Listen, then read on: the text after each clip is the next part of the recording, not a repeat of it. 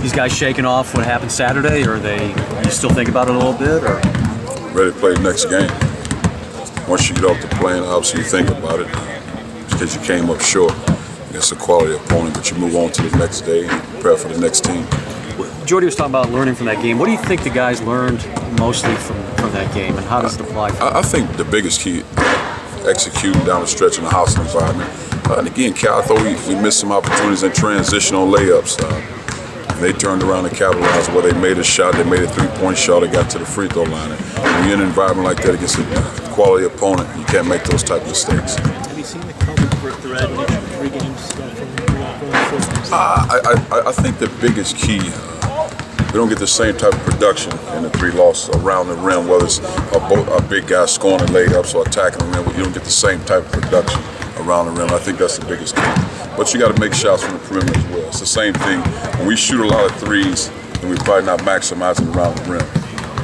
How's you like 11 games into this now? Is there anything on this team that you see that concerns you at this point in the season? Everyone's kind of like, you know, we'll be fine, we'll be fine. But you're getting toward January now. Is there anything that? Most important thing is NC State. I don't consume myself with anything else than that. But not necessarily concern me. I mean, we do what we need to do. We'll be fine. Teams are shooting 45% from the field, 37% from 3. What are your concerns about the defense right now? Got to do a better job out the gate, similar to what we did in the first half against Wichita State, and in most cases in the second half of games. Got to do a better job contesting the 3, but also cover that middle of it. Coach, you pointed out after the game there that Antonio only shot once. He says his teammates and everybody are telling him he needs to shoot more. I guess he had a hot start. It's kind of cooled off a little bit. Where's he at right now? What do you hope he needs to do in order to kind of just be aggressive, especially when teams play against his own, because he's a guy that can make shots. You know, he's doing one thing. He's running the team.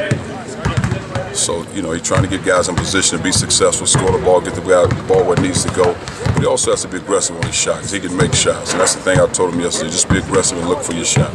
You encouraging him to get it up a little bit more? Yes, he needs to get it up. I mean, because again, when teams play in the zone, they want to see if you can make shots on the perimeter. So knock the shots down, because he can do it. I know what your answer is going to be before I ask you. You talk about you used to talk about RPI or that kind of stuff at all right now, coming off that loss. And get teams like NC State, Virginia coming in. Like what wins could mean?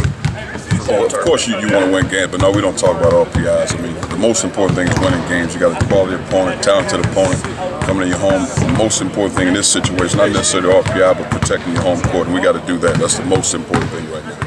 Is there any more of a sense of urgency with these games at the end of the month because of that? I just think you take one game at a time. I think you say sense of urgency. I mean, you prepare to win one ball game and then move on to the next one.